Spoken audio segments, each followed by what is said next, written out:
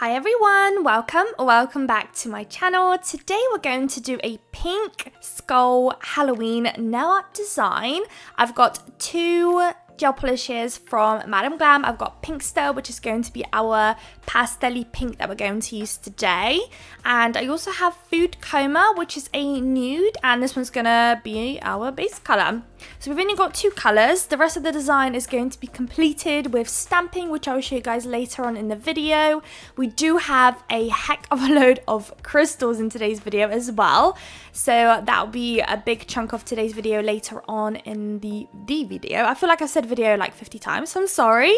And we also have one nail that's going to be sugared. So I am going to be applying the base colors now. So I've got three nails that are fully nude. We're going to have one full pink nail, and then we're going to have one nail that's going to be an ombre between the nude and the pink. I am now in my new house, guys, so I apologize if there's any echo going on whilst doing the voiceover. This is the first video I filmed and voicing in the new house, so it's pretty empty. I don't have a lot of furniture just yet, so hopefully as I'm buying stuff, it'll get a bit better with the voiceovers. And I also will be doing a lot of vlogs, kind of me moving in and showing you guys around and kind of taking you guys along on the journey of me kind of setting up my whole new nail studio in the new house. So stick around for that. I haven't recorded anything just yet. Literally, it's like day 2 of moving in. But yeah, stick around. There'll be a lot of organization videos and kind of building and, you know, kind of just putting everything together. So I'll take you guys along on the journey, and it'll be really cool to actually film and watch back in the future and see where I started and where we are at now. Who knows what the future holds. So I've done 2 layers off camera now, so everything is all good. I haven't cured just yet because I'm going to sugar this pink nail. So I've got this stunning glitter from Larissi, and I'm just going to coat the nail with the wet layer, and then I'm going to tap away any excess. And I also recently been tapping the sides just to kind of have them a bit more smoother, and then pop it into the lamp and cure all of those nails. So next step is to do 2 French tip nails. So I'm going to be using that same pink we used earlier on, and I'm going to do the smile line outline with my nail art brush. I do them so often that I don't actually need any specific techniques. I literally just see it and I draw it. But that just came with practice. But there's a bunch of different techniques that you can do to perfect your smile lines and get them how you want them. So I might do a video in the future on how to do that. Otherwise, there are a bunch of videos, I'm sure, on YouTube and TikToks and Instagrams and anywhere you kind of get your social videos showing you guys how to do that. So definitely check that out if you're not very comfortable doing your French tips. But I'm just going to do that on this one, and I'm going to do the other nail off camera, and I will go ahead and do 2 layers because the pink was a little bit patchy on the first attempt. So 2 layers it was for this set, and now it's time for the stamping. So we've got 2 stamping plates today. This one, the first one up, is What's Up Nails stamping plate. This is really nice. It does have a bunch of just kind of random images, which I'm not always the biggest fan of on plates, just because I kind of like to have one plate where I can do a whole design with, and this plate is a bit of a mishmash, but still very nice designs, which is why I picked it up. So today we are going to be using the skull. I really like that there's a skull on there. It had the rose and the little leaves around there, so we're going to use that one. And I am also going to later on, I've got these skull charms that I'm also going to hop onto the design later on. So we'll get there in a second. But firstly, I'm going to use some black, and it's going to be our outline of the image. So I'm going to scrape it, pick it up, and then I'm going to get rid of any excess. This is called isolating.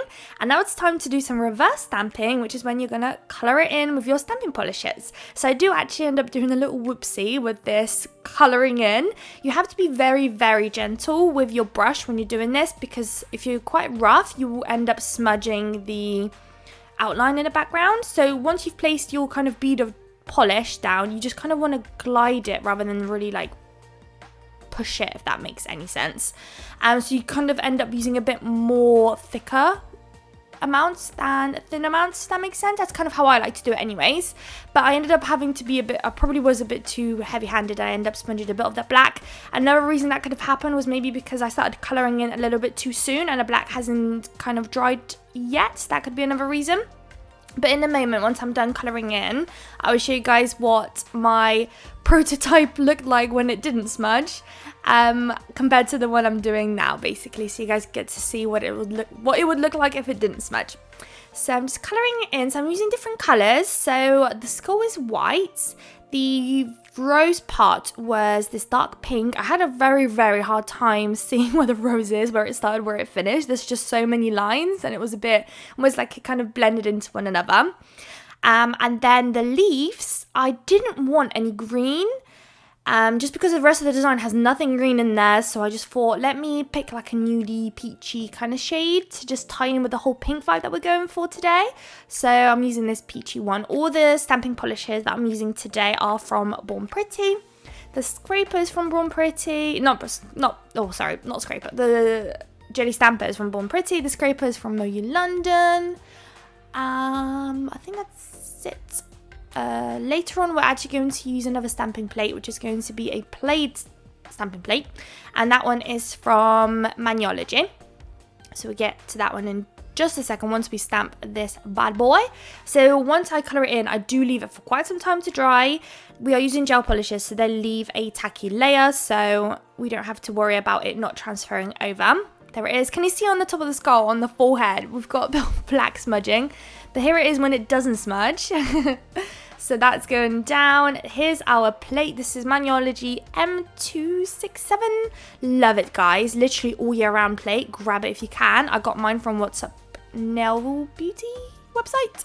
I live in the UK and Maniology is basically not accessible here. I'm not sure why. When you go on the website, they've got millions of places. And unfortunately, the UK isn't one of them. I have literally no idea why. It might be just some rules on sending nail products here, who knows, but you can't get any, but you can get them through distributors who do ship to the UK. So What's Up Beauty is one of those that do ship here. They have a very limited selection though, but every so often they do update them, I've noticed. So, you know, at least we can get a couple here rather than nothing. It's always better than nothing. So yeah, that's where I got my plates, or all of my plates from Maniology. So we're going to the Plaid design, and I'm only strictly wanting to stamp on the French tip part. So as you can see, I already went out of the line, but that was intentional.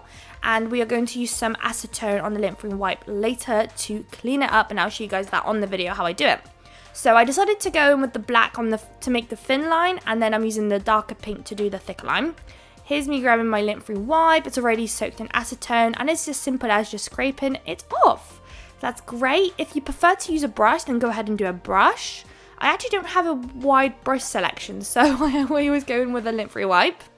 As you can see, my cleanup wasn't the cleanest, and that's because, especially down the center, we are actually going to place the skulls there, so it's actually going to cover most of it up anyway, so you don't have to be too kind of precise there. Mainly the sides need to be as clean as possible, the center bit, don't worry about it too much. So now I'm going in with a matte top coat, of course. I love matte top coat on stamping, as you all probably know by now, so I'm just going to coat that. The matte top coat that I'm using today is from Neo Nails. It's become one of my like top favorites. I highly recommend it. Pop it into the lamp. There we go, all nice and matte. Now it's time for the massive crystal chunk of the video, although we are already 8 minutes in. It actually felt like forever when I did the crystals, but on the video part it's actually quite short. So here's the skulls. Look how cool they look. So we've got a skull in the center, and then we've got the bones sticking out on the sides. So I'm going to place it on both of those French tip nails. Those are basically going to be identical nails. The rhinestone glue gel that I'm using is from Macart. It's literally been one I've tried and I've absolutely fell in love with, so I'll be probably using that one forever. I've just disposed it into a little container that I find just a little bit easier to work with rather than the tubes that they come with.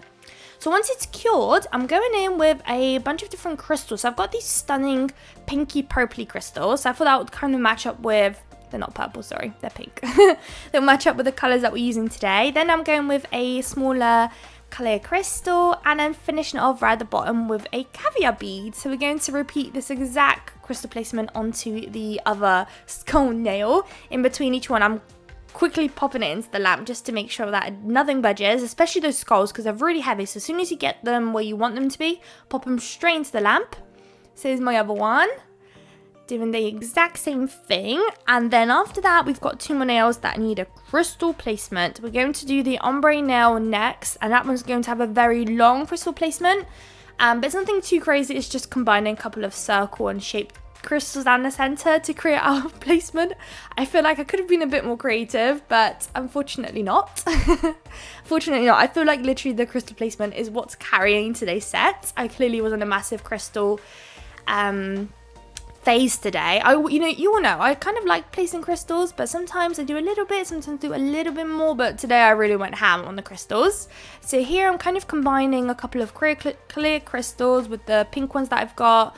We've got 2 shaped crystals, and then we are going to finish it up with some caviar beads and some couple little ones on the side too, but I end up doing that off camera, so you have to pause at the end of the video when I do the final results to see where I place the other crystals.